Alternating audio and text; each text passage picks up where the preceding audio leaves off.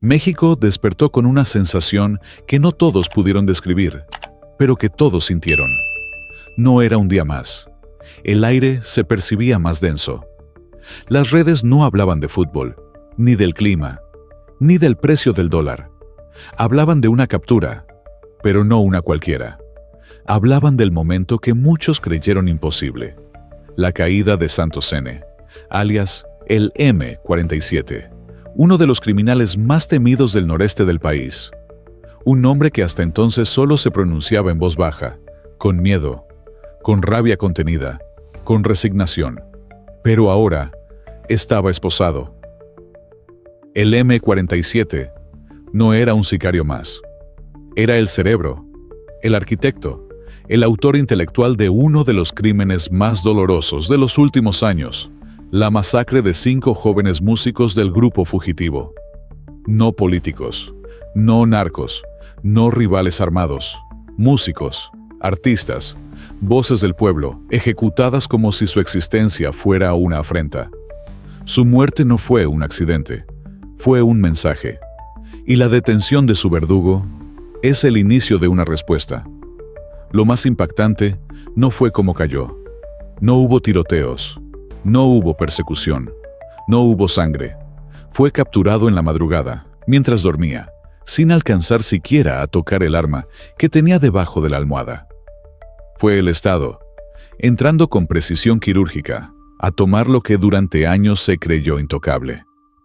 Cayó el mito. Cayó el monstruo. Pero también se encendió una alarma nacional. Porque cuando se atrapa al verdugo, también se abre la puerta a las preguntas que muchos no quieren responder. ¿Quién lo protegía? ¿Quién lo financiaba? ¿Quién se beneficiaba de su silencio? Este no es el final.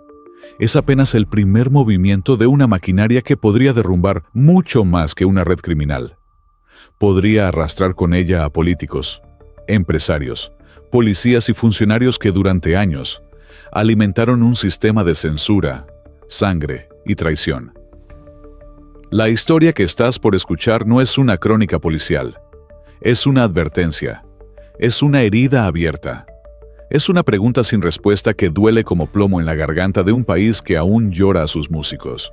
Y ahora que el silencio comienza a romperse. ¿Estás listo para escuchar lo que viene después? Comenta abajo. ¿Tú crees que una simple letra puede costarte la vida? Una melodía puede convertirse en sentencia de muerte. Eso fue exactamente lo que ocurrió con los 5 músicos del grupo fugitivo. No murieron por estar en el lugar equivocado. No murieron por accidente. Murieron porque alguien, en algún punto del poder criminal, decidió que lo que cantaron era inaceptable. Durante el interrogatorio, Santos N., alias el M-47, pronunció una frase que heló la sangre de todos en la sala. Fue por una canción. El primito me dio la orden después de escucharla. Una sola melodía bastó. Una copla interpretada en una fiesta privada. Una letra escrita desde la inspiración del pueblo. Se convirtió en una falta imperdonable. La canción, según las declaraciones, hacía referencia, en tono satírico y burlón, a un viejo líder del cártel del Golfo. No lo nombraba directamente, pero en el mundo del narco, los dobles sentidos y las indirectas pesan más que las balas. Para ellos, esa canción no era música. Era una provocación, y debía pagarse. 5 jóvenes fueron señalados por cantar. 5 voces fueron condenadas por sonar demasiado libremente. Y lo más devastador, la música se convirtió en amenaza, y por tanto, en objetivo. Lo que debería ser arte fue tratado como afrenta. Lo que debería unir fue castigado con fuego. No se trató de una pelea territorial. No fue un ajuste de cuentas clásico. Fue censura, pura y brutal. Fue una ejecución simbólica. Porque cuando un cártel reacciona así a una canción, está enviando un mensaje al país entero. Canten lo que nosotros decimos, o no canten nada. ¿Y qué pasa entonces con la cultura? ¿Qué pasa con la libertad artística, con los músicos de feria, con los grupos emergentes que viven de ponerle voz al barrio? Mueren en vida. o mueren con fuego. Si crees que una canción no debería costar una vida, suscríbete ahora. Dale like y comparte este video para que el mundo sepa lo que está pasando. Porque hoy fueron ellos, y mañana puede ser cualquier artista que se atreva a cantar lo que los poderosos no quieren escuchar. Mientras la ciudad de Reynosa dormía, bajo la sombra del miedo, un convoy sin luces, sin sirenas y sin gloria, se deslizaba entre las calles como un fantasma armado.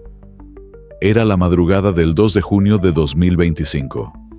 No se trataba de una redada común. No era una persecución improvisada. Era el desenlace de 17 días de vigilancia silenciosa, de cruces de datos, de rastreos electrónicos, de espera paciente. El nombre en el centro del tablero, Santos N., alias el M47. El operativo fue bautizado con un nombre que decía mucho: Fase Omega. No porque significara el fin de todo, sino porque representaba el cierre de un ciclo de impunidad que había durado demasiado.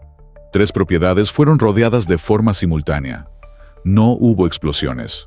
No hubo helicópteros surcando el cielo. Solo silencio. Solo respiraciones contenidas. El enemigo debía caer sin aviso, sin honor, sin escapatoria. Y así ocurrió.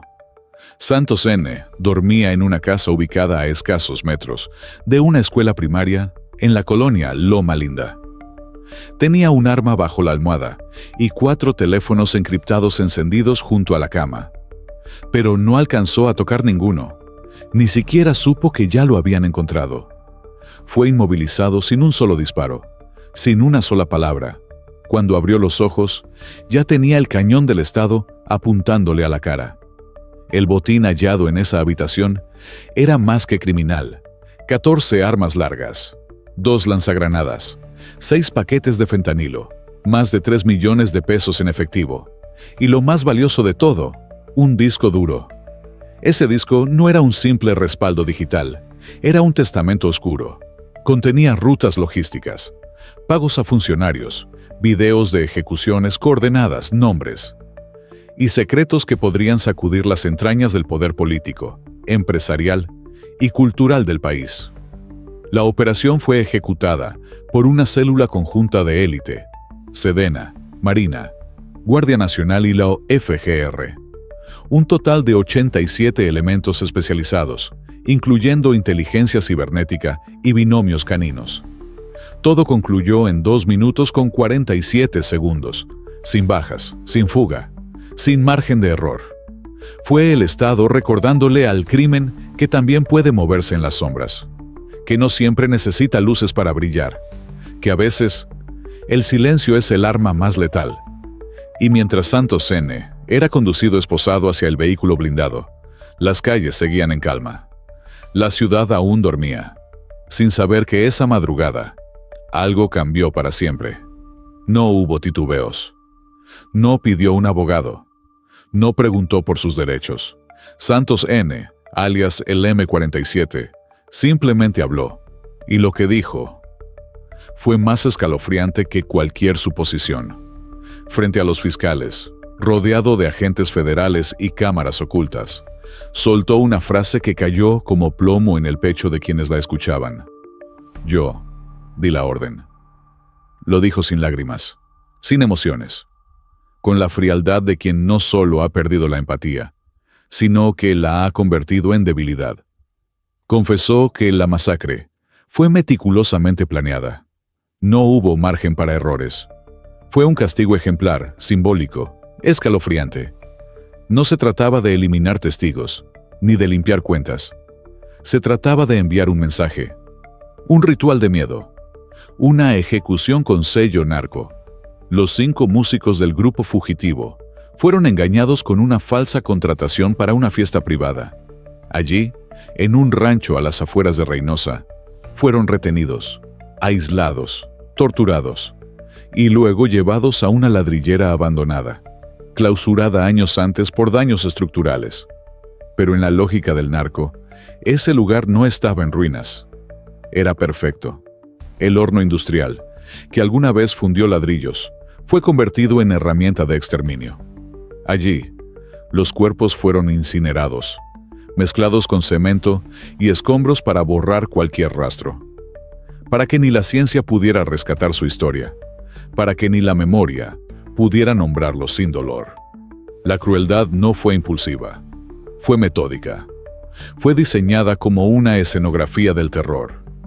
El M-47 detalló incluso que 2 de los músicos fueron obligados a cavar su propia fosa, no para enterrarse, sino para arrodillarse frente a una cámara y grabar una confesión forzada, bajo golpes, con sangre en el rostro, mientras alguien al otro lado del teléfono daba instrucciones en tiempo real.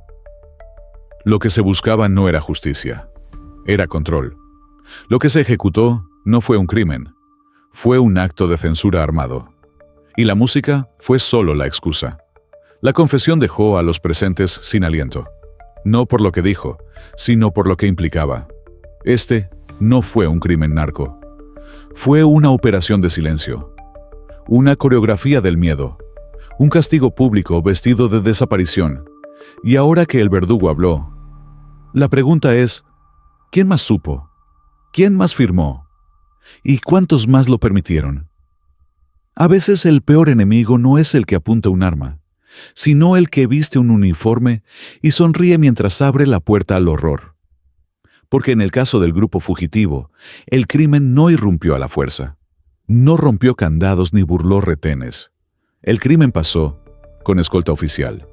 Según las pruebas presentadas por la Fiscalía General de la República, al menos 7 agentes municipales participaron activamente en el operativo de exterminio. No por omisión, por acción directa. Uno desvió patrullas para dejar la vía libre. Otro envió mensajes con códigos internos para liberar el paso en los retenes. Y el más impactante, un oficial de tránsito escoltó personalmente la camioneta donde iban los 5 músicos, con las sirenas encendidas, como si se tratara de un traslado autorizado. La razón: evitar sospechas. El resultado: 5 jóvenes fueron llevados directo a una trampa, con la complicidad de quienes debieron protegerlos. La camioneta pasó por 3 retenes sin revisión, no porque fuera invisible, sino porque tenía permiso del propio sistema. ¿Quién investigará a esos policías? ¿Quién castigará a los que vendieron su placa por silencio? ¿Y quién responde ante las familias cuando la ley se arrodilla ante el crimen? En la carpeta judicial 327-FGR-2025 se incluyen capturas de pantalla de chats entre agentes y operadores del cártel. Mensajes como: todo limpio, van con sonido, deja pasar. Códigos disfrazados de rutina, órdenes disfrazadas de logística, traición disfrazada de autoridad. Y el golpe más duro para la ciudadanía es este: ¿a quién llamas cuando los que vigilan también ejecutan? ¿A quién denuncias cuando los que deben proteger son parte del plan? Porque una cosa es tener miedo al crimen, y otra, muchísimo más devastadora, es tener miedo a los que usan el uniforme del Estado para servir al narco. Y en este caso, el crimen no entró a escondidas, entró con permiso, entró con insignia, entró con sirena. La música no solo fue la víctima, fue también el disfraz perfecto. Mientras el país lloraba por los músicos calcinados, las investigaciones paralelas revelaban algo aún más alarmante. El crimen organizado no solo se infiltró en los escenarios, se instaló en los escritorios. La Unidad de Inteligencia Financiera, UIF, en conjunto con la DEA, destapó un esquema inquietante. 18 municipios en Tamaulipas, Veracruz y San Luis Potosí habrían contratado con fondos públicos a empresas fachada directamente vinculadas al narco. No eran contrataciones menores, no eran errores administrativos. Eran contratos millonarios disfrazados de festivales culturales, conciertos patronales y eventos municipales. Las firmas parecían legales, las facturas estaban en orden, pero detrás de nombres como Sonido Águila Producciones o Eventos Jalisco Norte, había algo más que técnicos de audio y tarimas. Había operadores del crimen, lavadores de dinero, emisarios de la censura armada. Y entonces, surge la pregunta más incómoda. ¿Cuántas fiestas populares son realmente plataformas del narco disfrazadas de cultura? Lo que parecía un escenario para celebrar al pueblo. Podría ser un teatro de control. Lo que parecía un concierto gratuito. Podría ser un lavado público de millones. Lo que parecía arte era estrategia.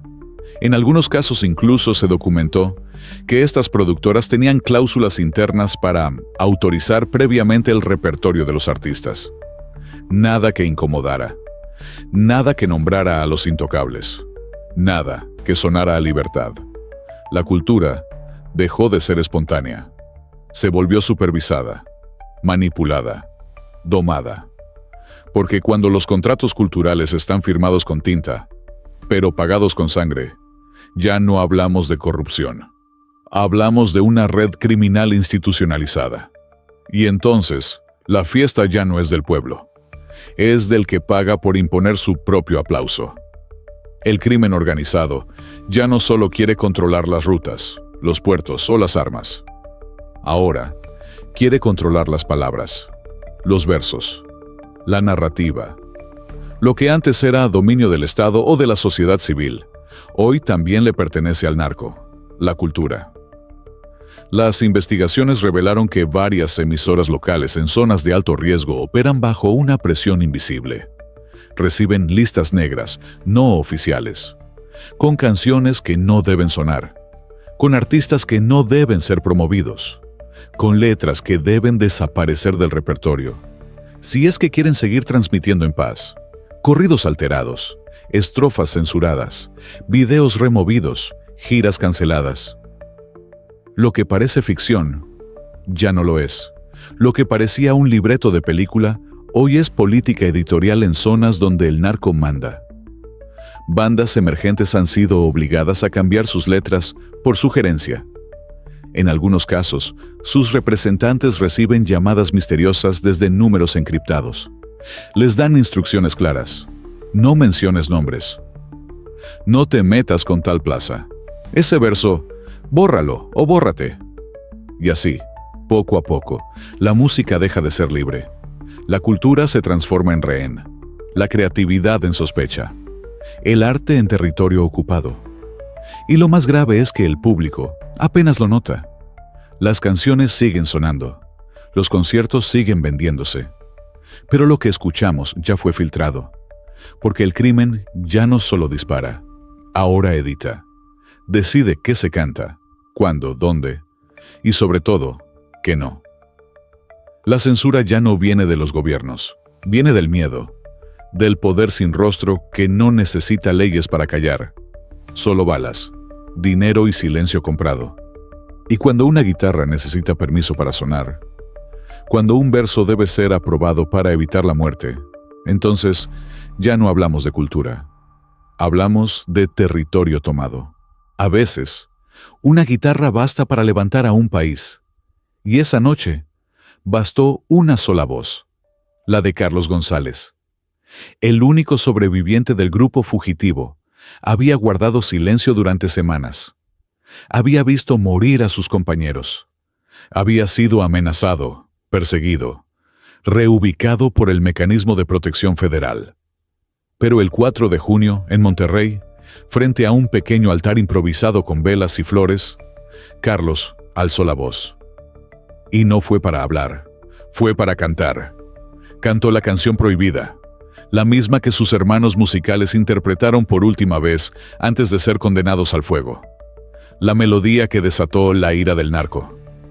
La canción que los mató, pero que él eligió para vivir. No hubo aplausos, hubo lágrimas, hubo un silencio estremecedor. Y después, un grito. La música no se calla con fuego. El mensaje se convirtió en mantra, en consigna, en bandera de una nueva resistencia cultural. Esa misma noche, miles compartieron el video en TikTok, Instagram, Twitter. Gente común, sin patrocinio ni fama, replicó la canción desde sus casas, escuelas, plazas. Marchas estudiantiles cantaron los versos censurados. Murales aparecieron en Tepic, Reynosa, Oaxaca, Aguascalientes. Mostraban a los 5 músicos rodeados de notas musicales que ardían sin consumirse. Una secundaria organizó un festival con el lema «Cantar también es luchar», porque el arte herido no se entierra, se levanta. Y cuando la sangre intenta borrar la cultura, la memoria se convierte en escudo. Este no fue un acto de venganza, fue un acto de amor, de dignidad, de defensa espiritual. Porque al final, la violencia puede matar cuerpos, pero no puede matar una melodía que la gente se niega a olvidar. Y esa noche quedó claro. Podrán quemar los instrumentos, pero jamás apagarán la canción. El país aplaudió la captura del M-47, pero en Reynosa nadie celebró. Frente a la plaza central, donde ahora hay 5 cruces de madera con guitarras dibujadas, las madres de los músicos no piden cámaras, piden justicia. Y lo dicen claro, sin rodeos, con la voz quebrada por el dolor y la rabia. No queremos abrazos del gobierno, queremos respuestas. Porque mientras las autoridades anuncian operativos históricos y presumen detenciones mediáticas, las familias aún no tienen acceso completo al expediente. No saben quién firmó los contratos que usaron como carnada. No saben por qué las patrullas fueron retiradas esa noche. No saben quién ordenó dejar pasar la camioneta con los 5 jóvenes como si fuera un traslado oficial. Y la pregunta que nadie en el poder quiere contestar: ¿fue Santos N., el M-47, el verdadero cerebro, o solo una pieza sacrificable del sistema? La sospecha crece como una llama que no se puede apagar. Las organizaciones civiles como Justicia Norteña y Música Sin Miedo a ya lo han advertido. Tememos que el M-47 se convierta en un chivo expiatorio útil, mientras los verdaderos autores intelectuales, con corbata, fuero y poder, siguen intactos. Hay pruebas que aún no se han hecho públicas. Hay nombres que no se mencionan en ninguna rueda de prensa. Hay funcionarios que, curiosamente, fueron trasladados, jubilados o ascendidos semanas antes del operativo. Y las familias se preguntan: ¿quién permitió que se borraran las cámaras de seguridad? ¿Por qué los policías involucrados no han sido presentados ante la prensa? ¿Por qué el gobierno habla de justicia, pero entrega solo titulares? Porque no basta con detener al verdugo. Si el sistema que lo creó sigue intacto, las madres no quieren venganza, no quieren aplausos, quieren verdad. Quieren saber por qué sus hijos fueron usados como advertencia. Y mientras el gobierno habla de hechos sin precedentes, ellas dicen con dolor: nos traen escoltas, pero no documentos. Nos dan discursos, pero no justicia. Nos ofrecen ceremonias, pero no respuestas. Esto no es solo el final de un informe. No es solo la historia trágica de 5 músicos que soñaban con llenar escenarios y terminaron convertidos en cenizas. Es un espejo brutal. Un espejo que refleja la forma en que un país permite que su cultura sea humillada, silenciada, sacrificada, sin que nadie se haga realmente responsable. El asesinato del grupo fugitivo no fue un crimen cualquiera. Fue un atentado contra algo mucho más profundo que una vida, contra la identidad, contra la voz del pueblo, contra el alma misma de México. Porque cuando cantar se convierte en peligro, cuando una melodía puede sellar tu sentencia, cuando las guitarras se apagan con gasolina, no estamos frente a un crimen, estamos frente a una guerra por el control del discurso, una batalla por el alma de una nación que canta para resistir, para sobrevivir, para no olvidar. La captura del M-47 es un paso, pero no es justicia completa.